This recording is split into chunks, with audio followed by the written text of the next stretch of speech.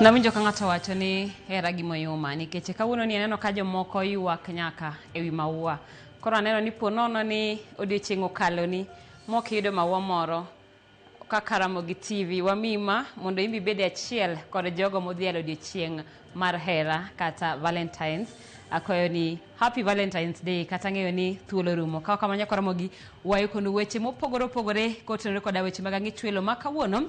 Par bende ni kawuono nitie ngeso manyiso ni kang'o romo saa 3:30 wantiere kanyo koda chenro mar nyadhiwa. Kawa kamano wachako gi thuond weche. Tufanye mazungumzo na wakabila, tufanye mazungumzo na watenganishaji, tufanye nao mazungumzo. Wale wanaongea mambo ya shareholders, tufanye nao mazungumzo. Sisi hatutafanya nao mazungumzo. Jakom mar duond bura mar ODM Gladys Wanga owacho ni ODM ok bidonje twak moro amora kod kweth mabalo gi sirikal motelne kod Rigathi Gachagua. And then you have about 1.3 million people who need rehabilitation. That is not good for our nation. Nakada yango ni jo Kenya maromo milion 1.3 owinjo tere kuonde moyiedhi michiwe kony ne jogo matiyo gi yedhe mamero ji.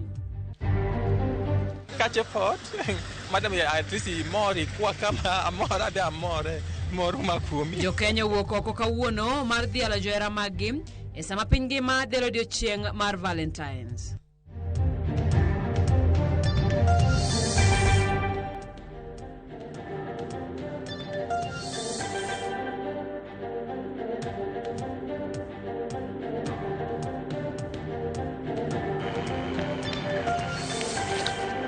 Nyakaramogi namba mar ote machuok en 236 nono nyalo oro ote mari kanyo mar Valentines kawuono ne johera magi bende yudowa kanyo e mbui mopogore mag oganda kochakore koda Facebook wantiere kanyo YouTube yudowa e mbui mar X kaachiel koda mbui mar TikTok machiegni nyinga Simfros Okinda kama bende wachako koda weche manyien mopogore ma wantiere godo.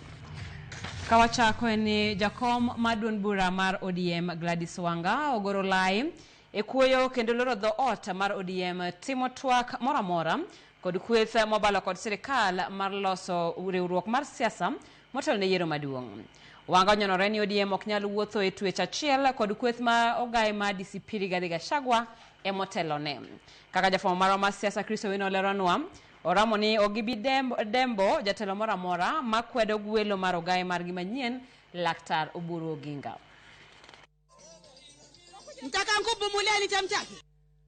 Johera mag ODM e kar chung od Brahma Lunga e kaunti Makwale kawuono ne kwoto pima mili mar machungwa ataro kod paro mag ji mathoth ni machungwa ochako tow. E romo mar jokanyo mag ODM e kaunti Makwale, jakom ODM Gladys Wanga otieko geno moro amora mar kweth mobalo kod sirikal ni ODM nyalo wuotho kodgi e yiero maduong' mabiro. Wanga oketo maler ni ODM ok nyal chiemo e meza achiel kod kweth moting'o gai mar DCP Rigathi Gachagua ma owacho ni nyayo siasa mag akwede kod pogo jopiny. Kuna wale hatuwezi fanya na mzunguzu na hao. Wale ambao wanaeneza ukabila, wanaeneza chuki, wanaeneza utengamano, wanasema kuna wale kabila kubwa na kabila ndogo, hao hatuwezi fanya mazungumzo na hao. Ninyi mnaonaje? Tufanye mazungumzo na wakabila, tufanye mazungumzo na watenganishaji, wale ambao wanasema wapwani ni wachache wachana na hao, tufanye nao mazungumzo. Wale wanaongea mambo ya shareholders, tufanye nao mazungumzo. Sisi hatutafanya nao mazungumzo. Ne kweth machielo mar ODM makwedo cheno maloso riwruok mar siasa kind ODM kod UDA, Wanga oparo negi ni ODM ne okochak mar siko endara kendo wang'ni nyaka gibed e sirikal kata tek kata yot. Anaita kwenda katika upinzani akae katika upinzani. Lakini yule mjamzito wetu hatumzai msituni.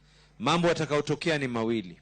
Aidha ODM itakuwa ni yenye kuunda serikali ama ODM itakuwa ndani ya serikali. Sisi tumemwambia kiongozi wetu Dr. Oburu Oginga ya kwamba sisi kama chama tumekaa katika opposition miaka 20. ikifika 2027 tutaki kukaa kwa opposition tena, kwa sababu chama inaundwa itengeneze serikali. Tunataka chama cha ODM iunde serikali ijayo ikifika 2027. Sisi ndio tukue serikali ama tukue part of coalition ambayo itaunda serikali. Nyinyi kama wanachunga mnasemaje?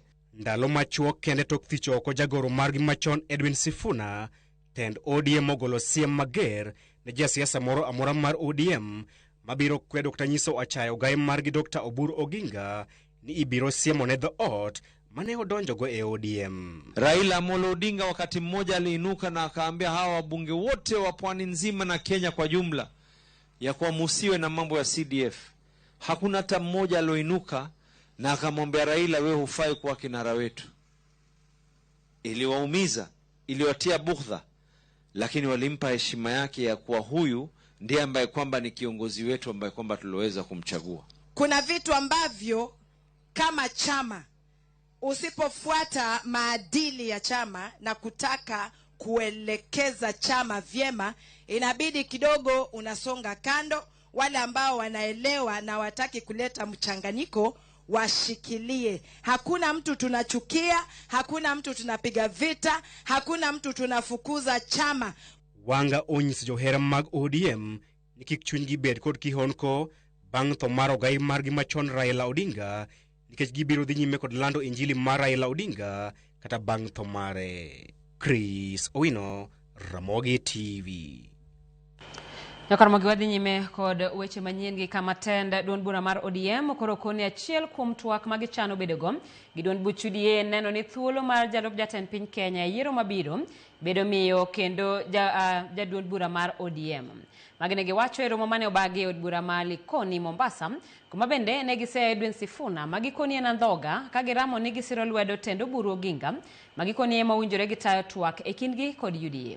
Joja oko ni kod ler mathoth kowuok Mombasa. Tend duond buch ODM ne otimo limbe e lap ma Mwahima e od bura ma Likoni Mombasa e nyasi mane obagi gi jaod bura no Mishi Mboko mar chiwo basari ne jopuonjre.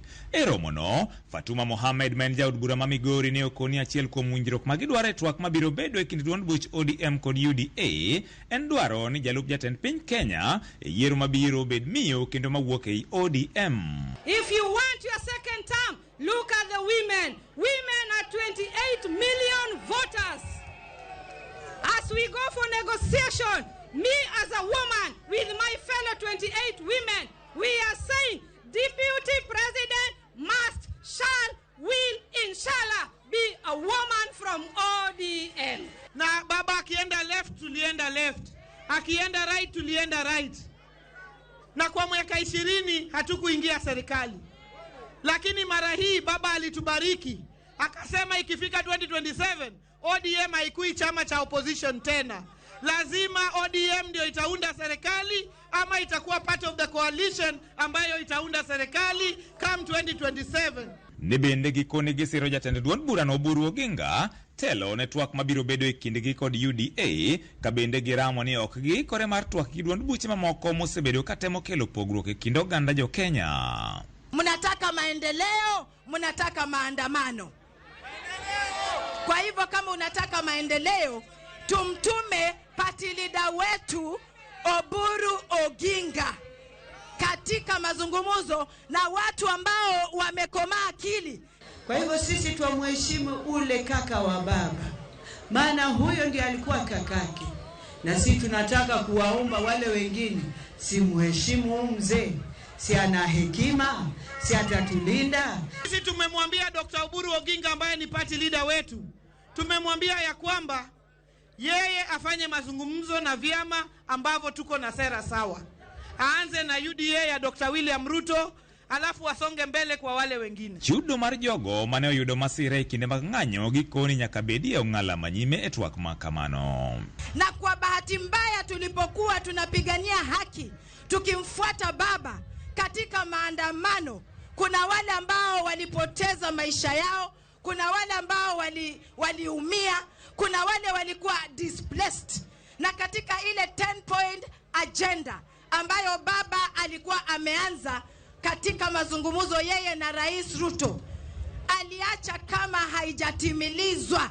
Hata leo hii Mwenyezi Mungu tena akafanya miujiza yake.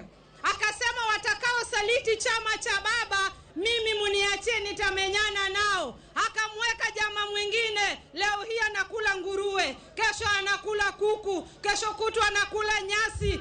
Amepotea, amekuwa fisi. Adwa kuwa ujo thuru wa gimuolo ging'uono. Wariure wabed gimoro achiel. To jotelo mosechung' kodwa, mosechung' gi baba, mosewuotho gi baba, machalo Mishimboko, machalo Abdulswamad, gine mwamakre kodgi wadhi kodgi mbele. Magina giwacho e nyasino mar chiwo basari maromo shillings milion 75 ne jopuonjre manie od burano ma Likoni.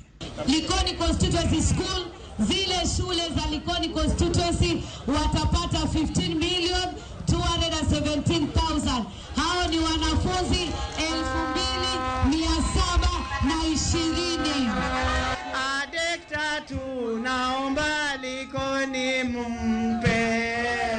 George Aoko, Ramogi TV, Mombasa.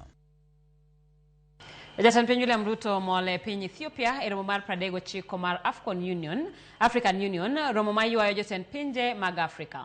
E romo ma kawuono jatend piny okwayo pinje Afrika mondo ochwal dongruoge mopogore e sekta mar thieth, ahinya to e yor neno ni thoe mag mine makonyore kaachiel kod nyithindo ma inyuolo oduok piny.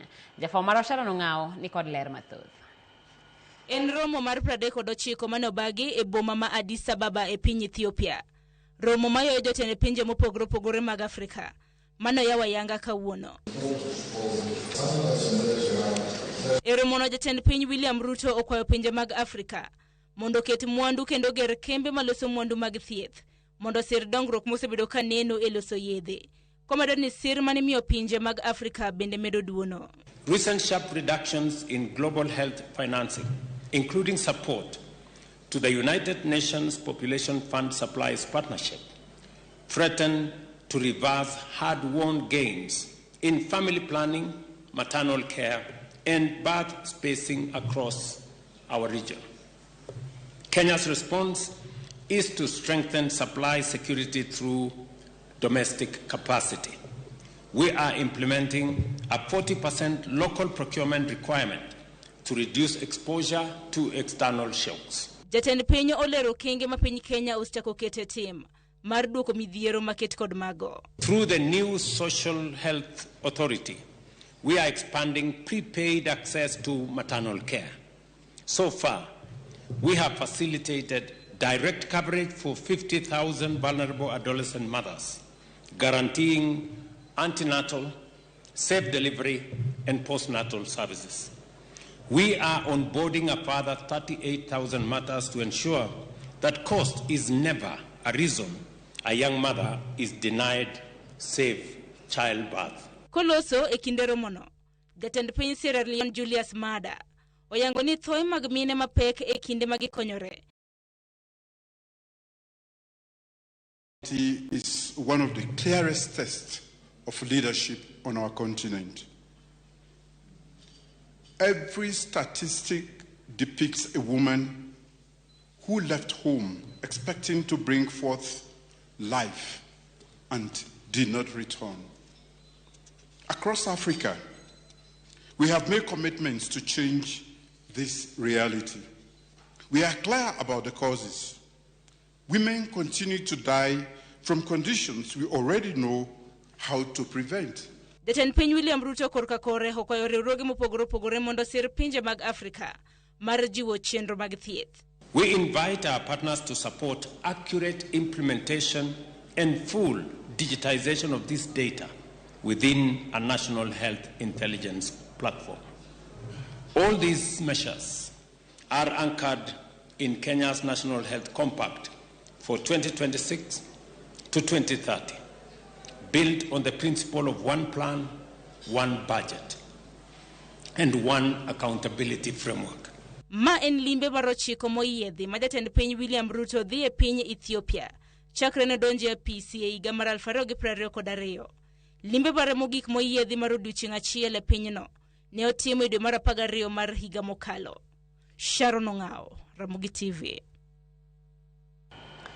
Erokamana Nyashara Nong'ao kawadhi nyime ni jalup jatend piny Kithure Kindiki onyiso jodak ma Masawa ni dongruok itimo marom pacho ka mangima maonge dewo gweng'. Kolose gwenge ma Maragwa kaunti ma Murang'a e kinde rango chenro mar gero apaya, Kindiki osingo ne jatend piny William Ruto ok ojwang'o gwenge ma Masawa e weche mag dongruok. Kindiki bende omedo seyo josiasa mawacho ni wuoya wuoya maonge chenro moro amora mar loko ngima japiny. Ne otene gi jotelo mamoko mawuok e kaunti no.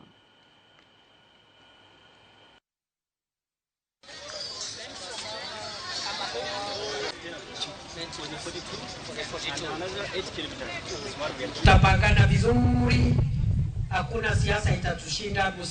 Usibabaishwe na mambo kidogo ambayo mnasikia hapa na pale. Ni vile sisi tunajua kuna majira, kuna time ya siasa, kuna time ya kazi, na ile kitu inasaidia kiongozi ni kazi na jasho yake, sio kelele ambayo amepiga. Ndio kana tego tukifuatilia hii barabara ishi haraka, kuna mtu atakuwa na swali na sisi tena. Tukifuatilia ile mambo yote mmesema ifanyike, kuna mtu atakuwa na swali na sisi. Wanataka tuseme Maragwa ni tuta. Wakati wanataka tuseme Maragwa ni tuta. Tunataka kazi kwanza au siasa? Ukiinua kidole moja na hakuna kazi unatufanyia, hiyo itatufai. Naona bahali tunaelekea, Your Excellency, we are happy about it and we can see there is light ahead of the tunnel. Kindiki ni fire si fire. So tunataka kusema wale ambao wamemezea mate kiti yake, tuambie come slowly. Kujeni pole pole bwana. Kujeni pole pole. Huyu ni wetu na tunamdefend. Mtasimama na Profesa Kithure Kindiki. Anamaliza 2027 na 2032 hata tunaweza mpanga aende hapo mbele. Kopogore weche mag siasa ni kwan oganda jo Kenya maromo milion 5 oyangi ni tiyo kod yedhe mameroji ka milion 1.3 oyangi ni winjore mondo ter kuonde moyiedhi michiwe kony ne jogo matiyo gi yedhe mameroji kata rehab centers. Ma oyang kod tend duol mochung'ne kedo gi yedhe mameroji e pacho ka na kada ikine mane gi yawa yanga juma mar kedo gi yedhe makamago. Efi Nyakidi ni kod ler.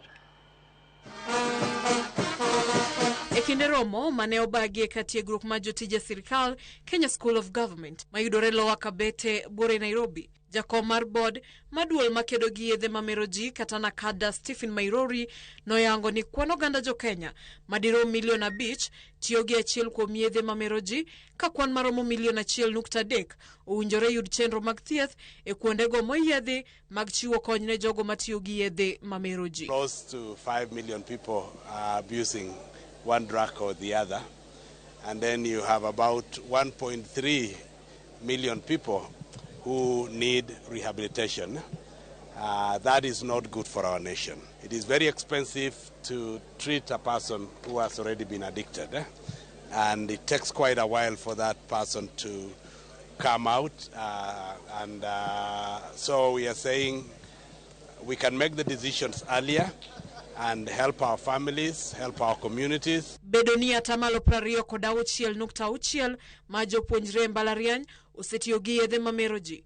En ranyisi ni ngima manyime mar piny Kenya ni kamarach kendo chal makamano nyaka rang matut. This disparity highlights a critical battlefield our youth are going through here in Kenya. The availability of drugs, especially near our learning institution, is a crisis that we must confront with unity and urgency. The present and the future of the country is at risk. Therefore, ladies and gentlemen, the question before us is not whether we are concerned. The question, and fundamentally so, is what must we do? It matters because the cost of inaction is a price we as a nation cannot afford to pay. Kaluwore gi jatatije manakada Antonio Merikwa, gigo mathiro lweny mar kedo gi yedhe mameroji oting'o jogo matimo ohala mar uso yedhego ahinya to machiegni gi skunde kod mbalariany. Akweda kod miriambo ni yedhe mameroji keto ng'ato bedo mariek. Unscrupulous business people, which the chairman has highlighted. I think that is the biggest challenge we are having, and we are pursuing these people. We'll pursue them. The law works in such a way that will attach their assets go for their accounts and ensure that they are prosecuted to get them out of the way. I want to implore upon Kenyans to understand that addiction is a relapsing mental disease, like any other disease. Kuoma, duol mar Nakada koro rango yore mopogore mag tieko chutho yedhe mamero ji pachoka ka jakom bodno osingo bede opara manyime maneno ni singo mar gero kuonde mopuodhi makonyo jogo matiyo gi yedhe mamero ji e counties duto 47 ochopi. And with the directive of the president as well, he did commit that to help those who are already affected, the government is going to build 47 rehabilitations. Each county will have a government rehabilitation. That's something to celebrate, and the national government is committing itself to build it. So the governors are only to give the land, and we will work as Nakada with the county government so that those who are already affected have a place that they don't have to pay a lot of money. Efinye Kidi, Ramogi TV, Nairobi.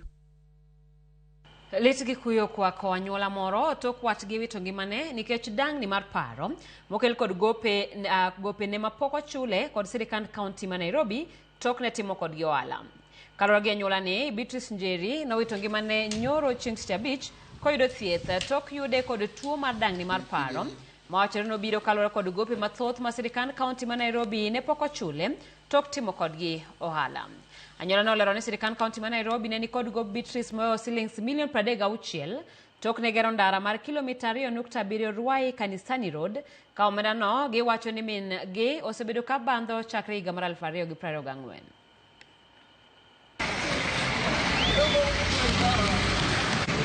Kuna contract tulikuwa tumepatiwa ya barabara na hiyo pesa ikakaa sana mpaka wale hatujailipwa. Mpaka mama akashikwa na pressure mbaya sana juu tunadai mamilioni ya pesa na hatujailipwa. Mama alianza complication ya pressure juu anaitishwa pesa na loan ya bank. Tuna madeni mingi hatujailipwa. Sasa hii kazi tulikuwa tumeambiwa na governor ati atatulipa, na mpaka saa hii tangu 2024 hajai tupatia kitu. Sasa tugiomba huyu governor atulipe ndio na sisi tufanye maneno yetu, kwa sababu sasa tuna bill za hospitali, madeni mingi ya mafuta ya matinga hatujawahi lipwa. Hawezi pata mtu amesimama kwa miguu yake alafu muache ndani ya kaburi, kwa sababu hivyo ndivyo kumetendeka kwa Njeri. Njeri alikuwa has been a very hard working woman. Amefanya kazi miaka mingi, anajirudishia, anaenda anatafuta machines, anachukua, anatafuta subcontract, saa zingine anatafuta contract zake. Riwruok mar jotije matie paundeke mano Kenya Aviation Workers Union owacho ni ng'anyo margi biro chakore sasa kochakore kawuono bang' notice mandala 7 mane gichiwo ne 10 paundeke mapachoka mano Kenya Civil Aviation Authority rumo. Jotije mag paundeke go koro ywak ni KCAA ok dwar chopo dwaro margi moriwo timo lokruok ne winjruok mar CBA mar 2015 e kind ywak mamoko. Jesu Duor ni kod ler. Riwruok mar jotije matiyo e paundeke kotelnegi kod jagoro margi Mos Ndiema oramo ni podi gibiro dhi mbele kod ng'anyo margi bang' notice mar ndalo 7 mane gichiwo ne KCAA rumo to pok ochop kare dwaro maggi kata obedo ni doho ne ogolo chik mondo gichung' ng'anyo no. The probability of industrial action is 99% as we speak. We are going to have a tumultuous week the coming week. Sitawaambia ni siku gani kwa sababu watajipanga sana. I will tell you. But it's enough for you to know that it could be today, it could be tomorrow, it could be the day after, it could have been yesterday maybe. Just prepare. Ndiema owacho ni eno wuon e yo maling'ling obiro nyiso jotije matiyo e paundeke seche mag chako ng'anyo koyango ni jotije mag KCAA ema biro kuongo. This will be the order without the specifics. KCAA will go first. Taka muelewa hapo. KCAA will hit first. In another 2-3 hours or at a time to be determined by me, we will have KAA Waingi waingie. Yan sasa. In another 1 hour, 2 hours, kama hakuna suluhisho, we are asking KQ wafanye nini? Waingie. Bende yango ni jotije mag KQ nyaka riwre kodgi ng'anyo ni mar gin bende chal mar lwasi mag tich ok ni kare. The biggest reason why KQ will be in this is to stand in solidarity with the brothers and sisters at KCAA and KQ. Yes. Amen. Whatever you can do, KQ guys, whatever you can do to promote and aid the strike at KAA and KCA, do it. Riwruogno mar jotije ywak ni kuom higni ma haw 20 koro poko medgi osara ka bende CBA mane gichwe kogno e higa mar 2015 poko timne lokruok mora kata obedo ni nengo mar ngima e pacho kato medo idho malo. For an employee whose salary has not been reviewed for the last 12 years, 15 years, 20 years, how do we expect them to live? Wanaishi namna gani? Rent has been going up. Fuel has been going up. Everything, food, inflation, everything.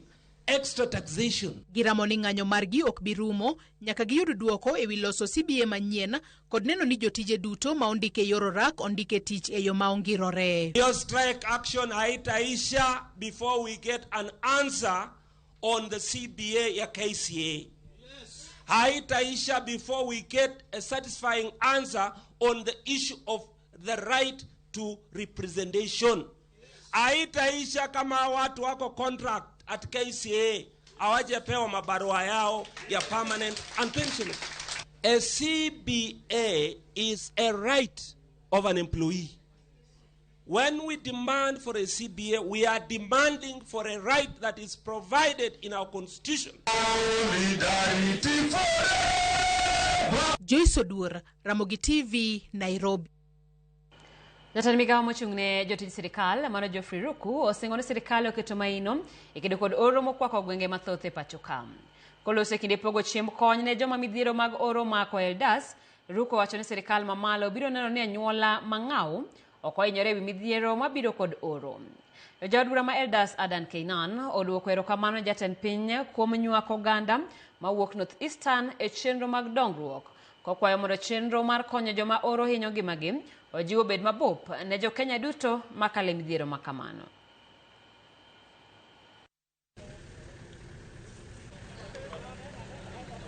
Serikali imetoa pesa mingi kutoka Disemba mpaka mwezi huu ya pili. Serikali ya Kenya imetumia shilingi bilioni 6 kutafuta chakula kuhakikisha kwamba our national strategic reserve strategic food reserve iko na chakula ya kutosha.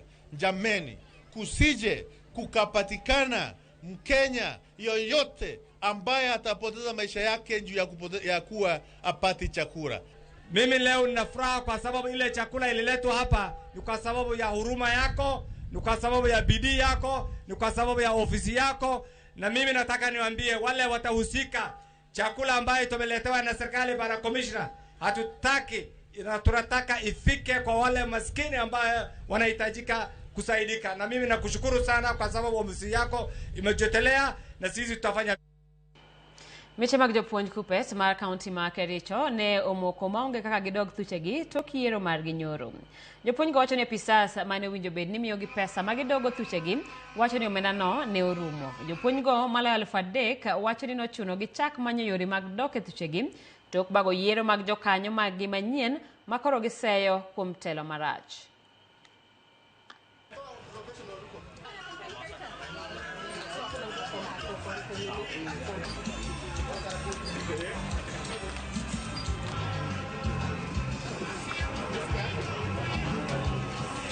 In Kericho Green Stadium, we have around 2,000 teachers who are very dissatisfied.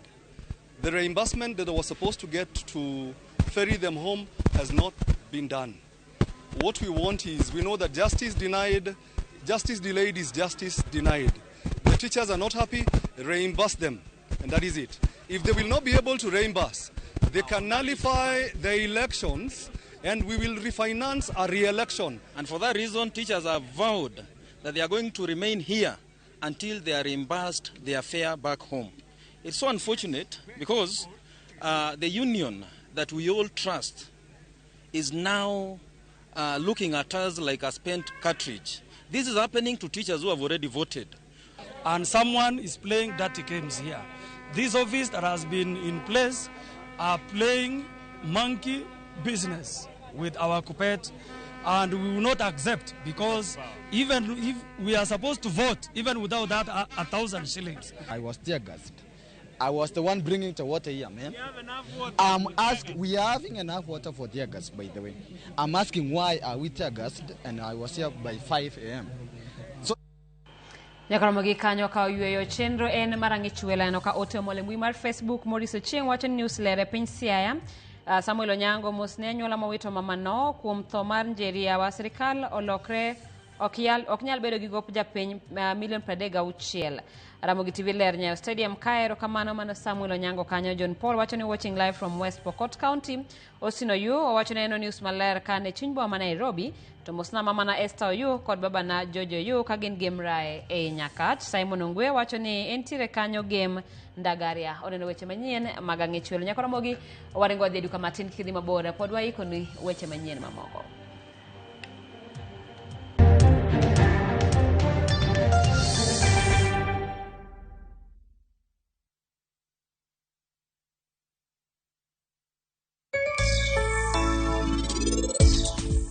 Ineno ka inidwa ni wariwa rus ni mapiyo piyo, ha? Ineno kien gi hawi, karidwa dhi kanye. Inidwa we haka ikenda. Dawe, ino kinyal timri koda kamano. In kendi ka imini e chunya, okanyal wei kamano. Refisha ushinde.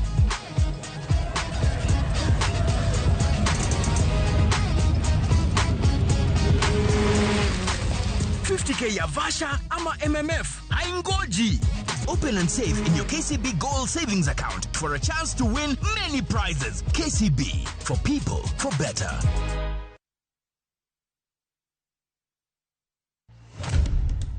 Edona mlolwe genonetin.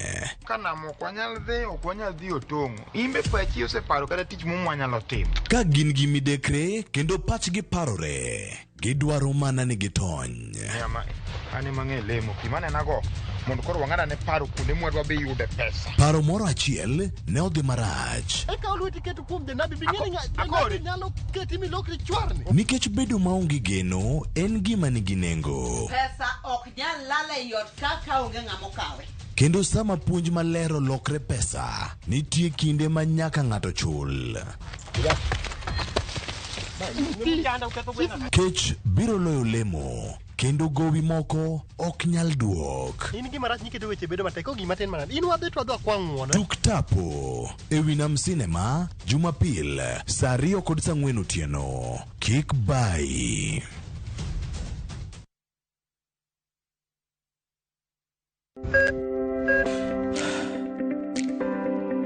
E chuny ogandawa, ngima mar del en mwandu maduong'ie moloyo. Mondo tekruok mar dende obed maber, ok gin ga gik matek. Gin gik miluongo ni lifestyle.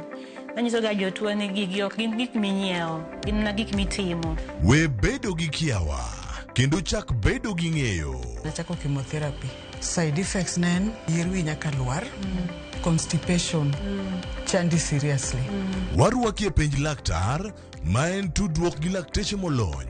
Isamidhir jahocho cha, nyaka ibed ni iseng'eyo ni mae shida ma an godo, to adwa kony. Chakre weche thieth kod chiemo mar mine mayach, nyaka e weche thieth mag tuoche masiko. Wakelo od thieth e od dak. Tuo mar rheumatic heart disease ni landore sana e gwenge ma poverty nitiere. Riwri gi Ruth Otieno, wuok tich nyaka tich abich, saa 12 odhiambo.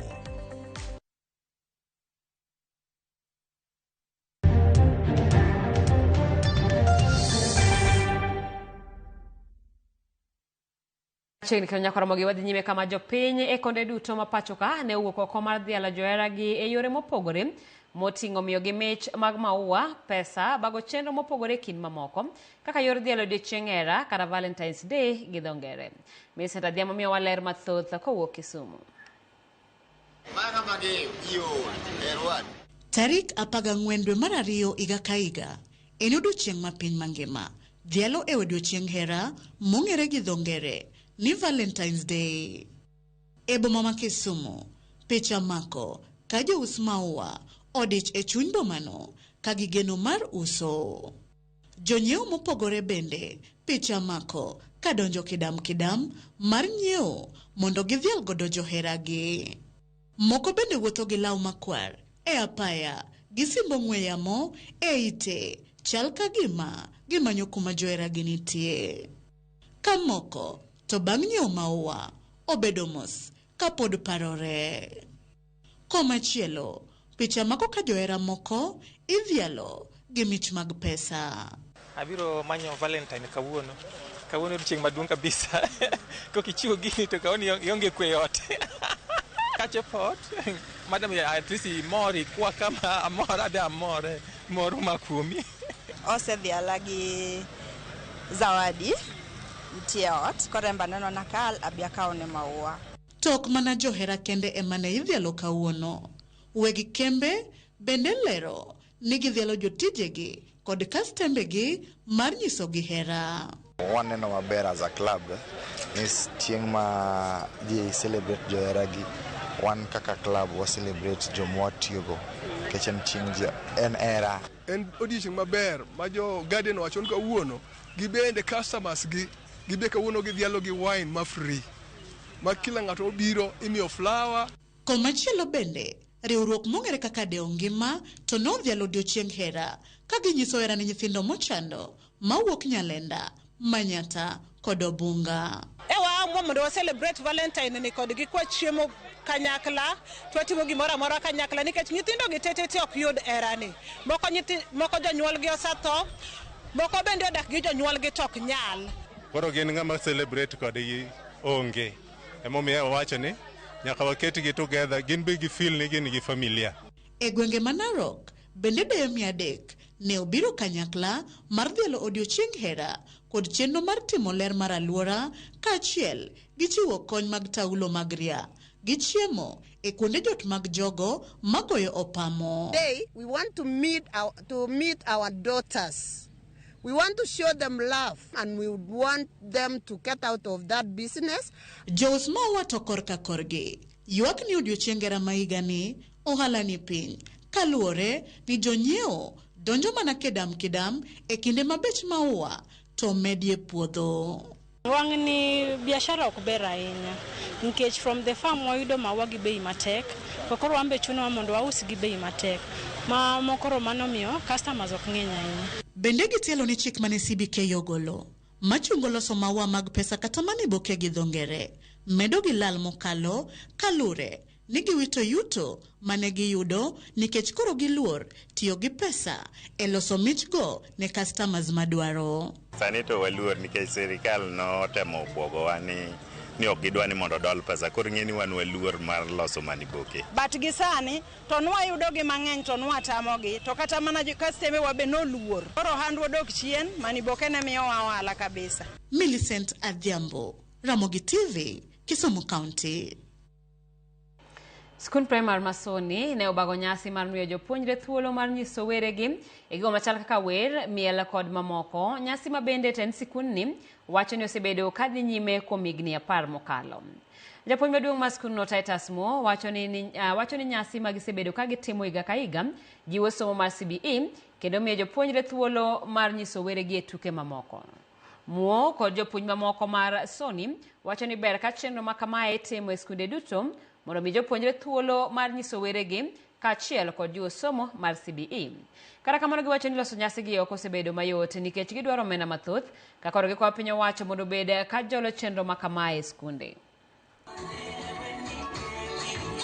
Watimo ma higa ka higa, nyithindwa duto te nigi talanta mopogore opogore kendo kawuono gisenyiso talanta go. Kawuono CBE dwaro ni nyithindo obed gi talanta margi, omiyo ka wamiyo gi thuolo mondo gitim talanta ni en odiochieng' maber kendo nyithindwa te oa ka mor kendo giland gimachielo manyien.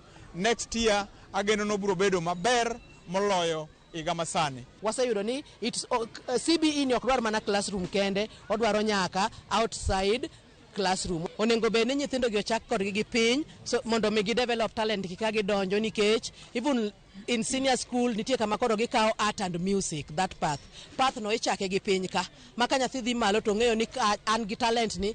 This year we are celebrating our 10th year. Na saizi hii mwaka yote tumesema wale watoto wenye tulikuwa tunanacha wakiwa high school ama primary na saizi washamaliza college, we are giving them that platform. Now they are working with us. We are giving that platform, wana work na sisi. Tukienda kwa shule tukishalipwa pia sisi tunawalipa kwa sababu ni a way of giving back to the society na pia kwa wale wanafunzi. Piny owacho kokalo kuom migawo mar jamni kotenore kod apis mar jaod bura ma Awendo Walter Owino ochako gedo mar kar tiego jopuonjre weche mag thiedho jamni ma bende ong'ere kaka Livestock Health Training Institute. Kar tiegruokno igere gwenge mag Alara Mbija e sub county ma Awendo. Juma miyo waler. Jolo gedo ma kar tiego jopuonjre weche mag thiedho jamni ma Alara Nyambija e sub county ma Awendo ka itiyo kod omenda milion 350 en achiel kuom singogo ma jatend piny Kenya William Ruto ne ogolo e kinde limbe mar gego mag Awendo higa mokalo. E gedo ma kar tiegruokni jobura ma Awendo Walter Owino ka okalo kuom omenda mar CDF ne osingo keto omenda tenge mar milion 50 ka jatend piny Kenya to ne osingo keto omenda tenge mar milion 300 e keto lekni e tim chenro mar gero kar tiegruokni koro chakore ayanga bang' piny owacho golo omenda maro milion 150 ka pis jobura ma Awendo ka okalo kuom omenda no mar CDF bende koro oseketo tenge omenda maromo milion 50 mar gedo. Winjore gi sirikal ni NGCDF biro golo milion 50 ma gidhi chako gero go laboratory ma already wasechako gero dhi mbele kacha. Then sirikal e bwo migawo mar livestock bende nonego bed ni golo milion 300. So e milion 300 manonego bed ni wuok e jo livestock milion 150 nyose gol. Jobra ma Awendo Walter Owino mani wuoyi kinde mani ichiwo kar gedo ni ayanga ne jatimorak mor kod piny owacho mamalo ka okalo kuom migawo mochung' ne jamni e pacho kae wachi chendo ni dhi kelo ber mathoth ne oganda e gwego ma Awendo kod county ma Migori mangima. There's a first floor, there's a ground floor, first floor and first and second floor. It takes 2 weeks to complete. Tani kodonjo kaka wuon mineno joma nie ng'eyagi to gidhi gedo kama koro onge chung'. Wageno ni kapok higa ni orumo to nego bed ni college ni oseger motieki ma nyithindo chako donje. Jopuonj biro bedo ka gi jopuonjre. Go kaka gimigero kani nitie kaka osechako bero ngima joma ni ka nikech sama kata wachako gedo matin mar CDF ni tinwang'o ka nyithindwa oseyudo tich ka to joma oyudo tich ka gin mana nyithi kor gweng' ka. Jodak ma Awendo nyiso morgi kod gedo mar kar tiegruokni ka giwacho ni odhi jiwo wechego mag ohala ka achiel kod dongruok mamoko. Jongruok machalo kama ne wawinjo gi awinja kata waneno gi e pinje mabor to moloyo nyithindwa ka dhi manyo gi Western, Central, kuonde mamoko. Wamor ni sani ka koro ma orumo to nyithindwa biro somo machiegni ka. Mokel kani oonge thuolo kate tawole mokele Alara ka pap kogendi ka ng'ama dikele gini to nong'a obiro somo ka gik moko biro yudore ka. Sebedo kowuotho kodwa kane owache jomoko ne ok par ni en gima nitiere. Gikone kane ochake ne ji ofwenyo kendo jopiny mor kabisa. Komachielo jopuonje ma Logan Aboro kod 500 sub county ma Awendo dhi yudo basari ka kuom CDF ma Awendo e higani. Chon kane kele chon ne giyiero ne gin go bagusi. Awol wuod Awendo kokele imiye ng'ato ka ng'ato kata tin odidi dolo kar tin ne ot ka ot yude kanya go ne ero kamano maduong'. Jobro ma Awendo Walter Owino wacho ne gitiyo kod omenda mar milion 53 e chiwo basari e higani. Higani wachiwo total mar milion 53. Mancho apply ma nie high schools gin ji 8,300. So nyithinde 8,300 manie secondary schools gi colleges mcho apply. Kopogore gi mano wan gi nyithindo ma already dhi mbele masomo ma bende oingo 200 ma wachulo negi e institutions mopogore opogore. George Juma, Ramogi TV, Migori. Nyakoromo gi kanyo wachako ka yueyo machuok ote odonjo ka sedonjo kaka pile ka an Madhari Fobi. Happy Valentine ne nyara Shakaina Gloria Uda Michael Omondi gi minot mama Shakaina. Happy Valentine Manorigan Omondi owiti kanyo. Okok Jarodi watching live from Kisumu Manyata. Anjaoda Debra no kelo na maua amor mokalo. Babuke Jakamlag wacheni kawuono wadhialo jerawa kaka wadhialo re wan wawegi. Paul Wamari wacho na mogiler entiere Machakos. Newton Onjez wacho serikali winjo ng'anyo moloyo wuoya wach ni tek yawa telo marach wadhi godo kochopo 2027. Samuel Onyango wacho ni mos ne nyuola mowito mamano kuom tho mar Njeriawa. Sirikal aparo ni ote mari kanyo ne asesomo nyakora mogi waduogo e paw tuke kik idhi mabor.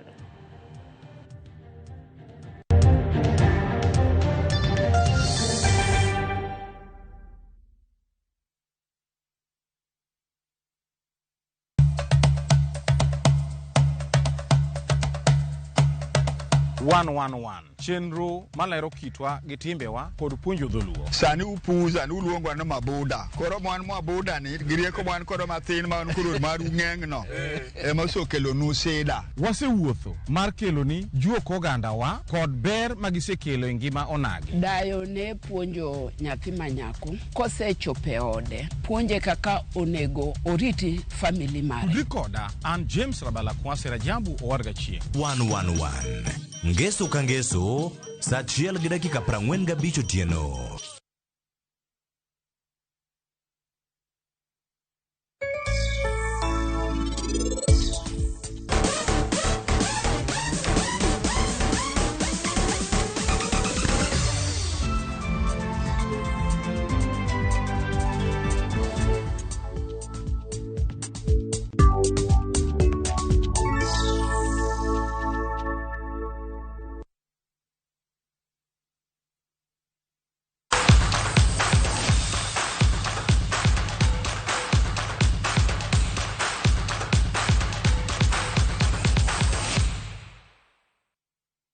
E pautuke ni jalocha mar ng'we loro piem kara luoro gwenge e piny mangima Agnes Jebet ne onuoyo lwete e loch mar ng'we kinda kidieny mar Wakaini e piem mag Sirikwa Marathon manobagi boma ma Eldoret, kama bende John Korir ne obedo jaloch e kidieny mar jomachuo. Agnes ne onuoyo lwete piem go kaka jaloch e tielo mar 5 mar piem go ka otiko gi dakika 32 nyiriri 28. Masi Chepkemoi ne otieko namba 2 dakika 33 nyiriri 42 ka Catherine emanogolo manobedo namba 3. E kidieny mar jomachuo John Korir ne otieko gi dakika 29 seconds 34. Amos Kiprotich namba 2 ne otieko gi dakika 29 seconds 49. Jaloch mokadho e kidieny mar jomachuo Daniel Simiyu e bende notieko namba 5.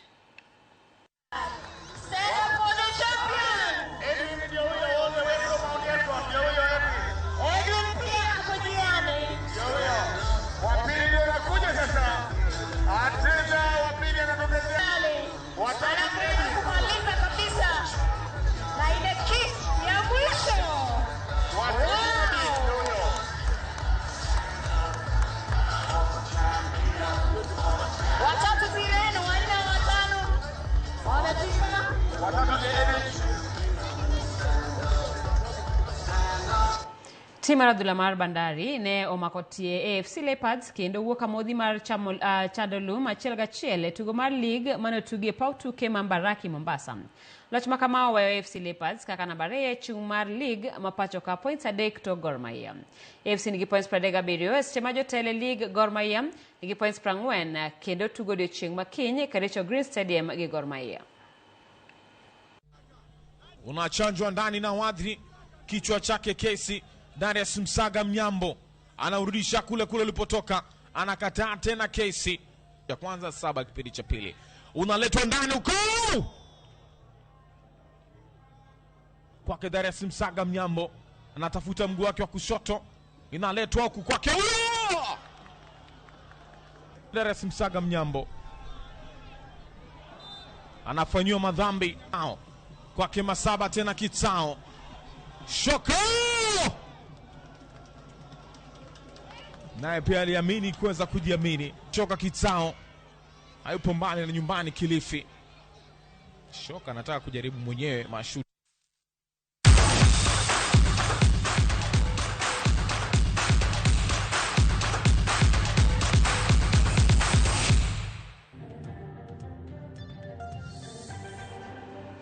Nyakaramogi weche manyien magangi chwele rumo kanyo nano ka Jackie Nyarmbodi wacho ni wish na minwa Mary Otieno Nyasembo Ramba kod Evelyn Esther aka Okus Lady kod Alice Nyadero min Linda happy birthday nyakoromogi waloregi kanyo saa 1:50 warom kende weche manyien mag oimore kod chenro mar nyadhiwa. Nyinga Simfros Okinda.